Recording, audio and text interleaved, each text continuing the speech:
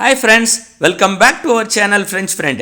இன்னைக்கு உங்க எல்லோருக்குமே நல்லா தெரிஞ்ச SBIன்னு சொல்ற ஸ்டேட் பேங்க் ஆஃப் இந்தியாவினுடைய SBI மியூச்சுவல் ஃபண்டின் ஒரு திட்டத்திலே 5 வருஷத்துக்கு, ஆமாம் வெறும் 5 வருஷத்துக்கு மாதம் 1000 ரூபாய் முதலீடு செஞ்சா 82 லட்சம் ரிட்டர்ன்ஸாக கிடைக்குதுங்க. இதே 2000 ரூபாய் முதலீடு செஞ்சா மாதம் 1.64 கோடியும், 3000 ரூபாய் மாதம் முதலீடு செய்யும் போது 2.46 கோடியும், 5000 ரூபாய் மாதம் முதலீடு செய்யும் போது உங்களுக்கு ரிட்டர்ன்ஸ் தொகையாக 4.10 கோடியும், இறுதியாக 10,000 ரூபாய் நீங்கள் மாதம் முதலீடு செய்து வந்தால் 8.22 கோடியும் கிடைக்குதுங்க. இந்த 8 கோடி கார்பஸை இந்த பிளானில் எப்படி பெறுவது, எப்படி ஜென்ரேட் பண்ணுறதுன்னு இப்போ நாம் இந்த வீடியோவில் பார்க்க போகிறோங்க. நான் இப்போ மேலே சொன்ன இந்த ரிட்டர்ன்ஸை கேட்ட உடனேயே நீங்கள் நம்ப முடியாமல் ஏதேதோ சொல்லலாம், நெகட்டிவ் கமெண்ட்ஸ் கூட செய்யலாம். ஆனால் இந்த பிளான் இதுவரை இவ்வளவு ஆண்டுகளாக கொடுத்திருக்கிற ரிட்டர்ன்ஸ், அதாவது பெஸ்ட் பாஸ்ட் ரிட்டர்ன்ஸ் என்பது உண்மை. அதே நீங்கள் ஃபண்ட் ஹவுஸுடைய வெப்சைட்டில் போய் பார்த்தாவே தெரிஞ்சிடும், உங்களுக்கே நல்லா புரிஞ்சிடும். அடுத்ததாக உங்கள் எல்லோராலும் நல்ல அறியப்பட்ட நாளிதழ் எக்கனாமிக் டைம்ஸிலேயே இந்த பிளான் சம்பந்தப்பட்ட கேட்டகரி கொடுத்திருக்கிற அதிகமான பாஸ்ட் ரிட்டர்ன்ஸ் உண்மை என்று உறுதிப்படுத்தி இருக்காங்க. அந்த நியூஸ் பப்ளிஷ் செஞ்சதையும் நீங்கள் இந்த வீடியோவில் பார்க்கலாம். அப்போ உங்களுக்கே லேசாக ஒரு நம்பிக்கை வரும். அடுத்தது நாம் மியூச்சுவல் ஃபண்டு SIPலேயோ அல்லது லம்சம்மிலேயோ முதலீடு செய்யும் போது காம்பவுண்டிங் எஃபெக்ட் மூலமாக நம்ம முதலீடு பிரம்மாண்ட வளர்ச்சி அடைவது நம்மளுக்கு நல்லாவே தெரியும், எப்போ நீண்ட காலம் இன்வெஸ்ட் செய்யும் போது. எனவே மேலே சொன்ன நாளிதழ் சாட்சி அனுபவபூர்வமாக மியூச்சுவல் ஃபண்டின் பலனை கடந்த 20 வருடங்களாக பலராலும் சொல்லப்பட்டும் பலனடைந்தும் வரும்போது நாமும் இதில் முயற்சி செய்து பார்க்கலாமே. சரிங்க, இப்போ இதுவரை அட் ப்ரெசண்ட் வரை ரிட்டர்ன்ஸ் அதிகம் கொடுப்பதனாலேயே மட்டும் ஒரு ஃபண்டில் இன்வெஸ்ட் பண்ண முடிவு செய்யலாமா? ஃப்யூச்சரில் இந்த ரிட்டர்ன்ஸ் கொடுக்கணும் இல்லையா? அதுக்கு சில கிரிட்டீரியாஸ்ன்னு சொல்கிற அளவுகோல்களான சிலவற்றை பார்க்க வேண்டி உள்ளதுங்க. அந்த அளவுகோல் என்னென்னா AUM என்ற சொல்கிற அசட் அண்டர் மேனேஜ்மெண்ட்டுங்க. அசட் அண்டர் மேனேஜ்மெண்ட்டுன்னு சொல்லும்போது இந்த நிர்வாகம் எவ்வளவு தொகைகளை முதலீட்டாக பெற்றுள்ளது, கையாள்கிறது என்பதை காமிப்பதுங்க. இது பொதுவாகவே கோடிகளில் காண்பிக்கப்படுங்க. அடுத்ததாக எக்ஸ்பென்ஸ் ரேஷியோ என்பது எவ்வளவு? எக்ஸ்பென்ஸ் ரேஷியோ என்று சொன்னால் இந்த ஃபண்டை நிர்வகிக்க ஆகும் செலவு, ஆப்ரேஷனல் காஸ்ட், மேனேஜ்மெண்ட் காஸ்ட் போன்றவைங்க. இவை பொதுவாக 1க்கு கீழே இருந்தால் நலம்னு சொல்கிறாங்க. அடுத்ததாக இந்த ஃபண்டு ஆரம்பித்தது எப்போ, எந்த நாளில் ஆரம்பிக்கப்பட்டது. அடுத்தது லாக்இன் பீரியட். லாக்இன் பீரியட்னு சொல்கிறது இந்த ஃபண்டில் முதலீடு செய்தால் அந்த முதலீட்டாளர் சில குறிப்பிட்ட காலம் எடுக்க முடியாமல் இருப்பது அல்லது எப்போது வேண்டுமானாலும் எடுத்துக்கொள்ளலாம் என்பதை காண்பிப்பது லாக்இன் பீரியட். SR நோன்னு போட்டிருப்பாங்க. எவ்வளவு மினிமம் தொகையில் ஆரம்பிக்க வேண்டும், ஆரம்பித்ததிலிருந்து இந்த ஃபண்ட் ஆனுவல் ரிட்டர்ன்ஸாக எவ்வளவு கொடுத்திருக்கிறது, இன்னும் பல விஷயங்களை இதிலே பார்த்துவிட்டு பிறகு எவ்வாறு இந்த 8 கோடி ரிட்டர்ன்ஸை நாம் ஜென்ரேட் செய்ய இந்த பிளானில் இன்வெஸ்ட் செய்யணும் என்று எல்லா விவரங்களையும் இந்த வீடியோவில் பார்க்கலாமுங்க. வீடியோவை ஸ்கிப் பண்ணாமல் கடைசி வரைக்கும் பாருங்கள். நான் உங்கள் ஃப்ரெஞ்ச் ஃப்ரெண்ட். இந்த வீடியோ பார்த்துட்டு வீடியோ உங்களுக்கு யூஸ்ஃபுல்லானதாக தெரிந்தால் இந்த வீடியோவிற்கு லைக் கொடுங்க, ஃப்ரெண்ட்ஸ் கிட்ட ஷேர் பண்ணுங்க. மேலும் இது போன்ற நிதி சம்பந்தப்பட்ட வீடியோக்களையும் வெல்த் கிரியேஷன், சேமிப்பு சம்பந்தப்பட்ட வீடியோக்களையும் பார்க்க நம்ம ஃப்ரெஞ்ச் ஃப்ரெண்ட் சேனலை சப்ஸ்கிரைப் பண்ண மறக்காதீங்க. வாங்க வீடியோக்குள் போகலாம். நாம் இப்போ பார்க்க போகிற ஃபண்டோட பேர் SBI magnum mid cap direct plan growth ஃபண்டுங்க. இது SBI மியூச்சுவல் ஃபண்டால் வழங்கப்படுது. இந்த SBI mutual fund state bank of இந்தியாவை பின்புலமாக கொண்டுள்ளதுங்க. இந்த SBI மியூச்சுவல் ஃபண்ட் இந்திய நிதி சார்ந்த அமைப்பில் ஒரு தூண் என்றே சொல்லப்படுது. இது ஆரம்பிக்கப்பட்ட ஆண்டு ஜூன் மாதம் 1987.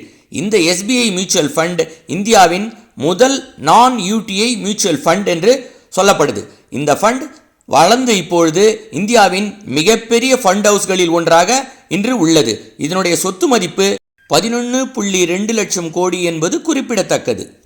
சொன்னால் நம்ப மாட்டீங்க, இந்த SBI மியூச்சுவல் ஃபண்ட் இதுவரை 825 டெப்ட் ஸ்கீம்ஸ், பிறகு 136 ஈக்விட்டி ஃபண்ட்ஸ், 142 ஹைபிரிட் ஸ்கீம்ஸ், பிறகு 96 அதர்ஸ்னு சொல்கிற இதர ஃபண்ட்களை வழங்கி இருக்குங்க.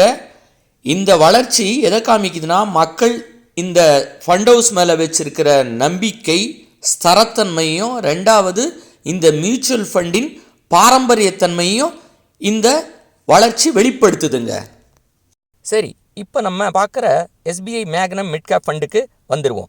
இந்த SBI magnum mid cap direct plan growth ஃபண்டினுடைய மற்ற முதலீடு சம்பந்தப்பட்ட வளர்ச்சி விஷயங்களையும் பார்த்துருவோம். இந்த ஃபண்ட் ஆரம்பித்து 12 வருஷம் 4 மாதம் முழுதாக ஆகுது.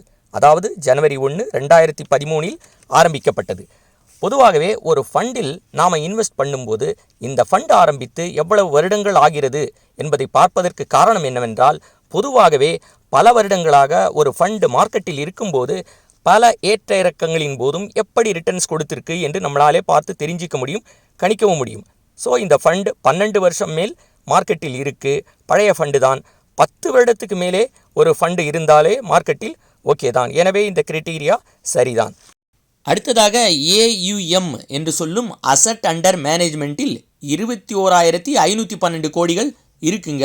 இந்த தொகை முதலீட்டாளர்கள் செய்த முதலீட்டின் மொத்த தொகையை குறிக்குது. பொதுவாகவே 10,000 கோடி ரூபாய்க்கு மேல் ஒரு ஃபண்டில் இருந்தாவே அது நல்ல ஃபண்டு என்று முதலீட்டாளர்கள் மத்தியில் சொல்லப்படுது. எனவே அந்த வகையில் இந்த ஃபண்டும் ஓகே தான். அடுத்ததாக இந்த ஃபண்டினுடைய NAV என்று சொல்லும் நெட் அசட் வேல்யூ ரூபாய் 260.48 காசுகள் என்று நிர்ணயிக்கப்பட்டிருக்கிறது. எந்த தேதியில்னா 26/5/25. அடுத்தது எக்ஸ்பென்ஸ் ரேஷியோன்னு பார்த்தீங்கன்னா 0.83%. இதுவும் நல்ல சதவீதம் தாங்க. பொதுவாகவே 1% இருப்பது நலம் என்று சொல்கிறாங்க. ஃபண்டு ஆரம்பித்த காலத்திலிருந்து இந்த நாள் வரை கொடுப்பது தாங்க ரிட்டர்ன்ஸ் அப் டு த இன்செப்ஷன்னு சொல்லுவாங்க. அது 19.7% கொடுத்துருக்குங்க. அடுத்தது ஆனுவலைஸ் ரிட்டர்ன்ஸ்னு சொல்கிற 1 மாதம், 3 மாதம், 6 மாதம், 1 வருடத்துக்கு, 3 வருடத்துக்கு, 5 வருடத்துக்குன்னு நம்ம லிஸ்ட்டில் இதை பார்க்குறோங்க. நீங்கள் 1 மாதம், 3 மாதம், 6 மாதம்லாம் கணக்கில் எடுத்துக்க கொள்ளக்கூடாதுங்க. 1 வருடமும் கணக்கில் எடுத்துக்கொள்ளக்கூடாது.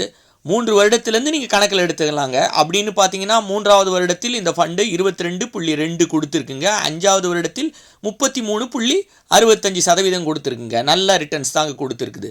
அடுத்ததாக இந்த SBI magnum mid cap fund எந்தெந்த கம்பெனிஸ் எல்லாம் ஸ்டாக்ஸை வாங்கியிருக்காங்கன்னு குறிப்பிட்டிருக்காங்க. மெயினாக டொரண்ட் பவர்ன்ற எனர்ஜி கம்பெனியில் இன்வெஸ்ட் பண்ணியிருக்காங்கங்க. அப்புறம் ரெண்டாவதாக சுந்தரம் ஃபைனான்ஸ்னு ஃபைனான்ஷியல் செக்டாரில் பண்ணியிருக்காங்க. அப்புறம் வோல்டாஸ்னு கன்சியூமர் அந்த ப்ராடக்ட்லேயும் பண்ணியிருக்காங்க. அப்புறம் கிறிசில்னு சர்வீசஸ் குரூப்லேயும் பண்ணியிருக்காங்கங்க. இந்த மாதிரி பல்வேறு இடத்துல இவங்க ஸ்டாக்ஸு வாங்கியிருக்காங்கங்க. அடுத்ததாக இந்த ஃபண்டு எந்தெந்த செக்டார்லலாம் நிறைய இன்வெஸ்ட் பண்ணியிருக்காங்க அப்படின்றதையும் சொல்லியிருக்காங்கங்க. அதாவது ஃபைனான்ஷியல் செக்டாரில் 15.66%, ஹெல்த் கேரில் 13.27%, சர்வீசஸில் 9.50%, மெட்டீரியல்ஸில் 9.37%ன்னு அதிகபட்சமாக இவங்க முதலீடு செஞ்சுருக்காங்க. நான் வீடியோவின் முதல் பகுதியில் சொன்ன 8.22 கோடியை எப்படி பெறுவது என்பதற்கான கால்குலேஷனை இப்போ நம்ம பார்ப்போங்க.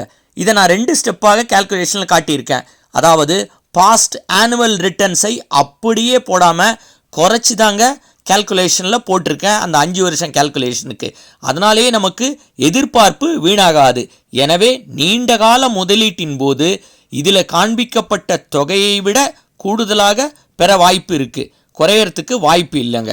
முதல்ல இந்த ஃபண்டில் 23.09% விகிதத்தில் நாம் 1000 ரூபாய் மாதம் முதலீடு செய்யும்போது டோட்டல் இன்வெஸ்ட்மெண்ட்டாக நம்ம 60,000 செய்கிறோங்க. நம்மளுக்கு ப்ராஃபிட்டாக 46,214 ரூபாய் கிடைக்குது. டோட்டல் கார்பஸ் 1.06 லட்சம் கிடைக்குதுங்க. அதே மாதிரி 2,000 ரூபாய் செய்யும்போது 1.2 லட்சம் கிடைக்குது. ப்ராஃபிட்டாக 92,427 ரூபாய் கிடைக்குதுங்க. டோட்டல் கார்பஸ் 2.12 லட்சம் கிடைக்குது. 3,000 ரூபாய் மாதம் முதலீடு செய்யும்போது 1.8 லட்சம் டோட்டல் இன்வெஸ்ட்மெண்ட்டாக கிடைக்குது. ப்ராஃபிட்டு 1.39 லட்சம். Total corpus 3.19 லட்சம்ங்க. இதே நம்ம 5,000 ரூபாய் முதலீடு செய்யும்போது மாதம் நம்மளுக்கு கிடைக்கிறது டோட்டல் கார்பஸ் 5.31 லட்சங்க. நம்ம இறுதியாக 10,000 ரூபாய் மாதம் முதலீடு செய்யும்போது நாம் டோட்டல் இன்வெஸ்ட்மெண்ட் பண்ணுறது 6 லட்சம் ரூபாய், நம்மளுக்கு ப்ராஃபிட்டாக கிடைப்பது 4.62 லட்சம்.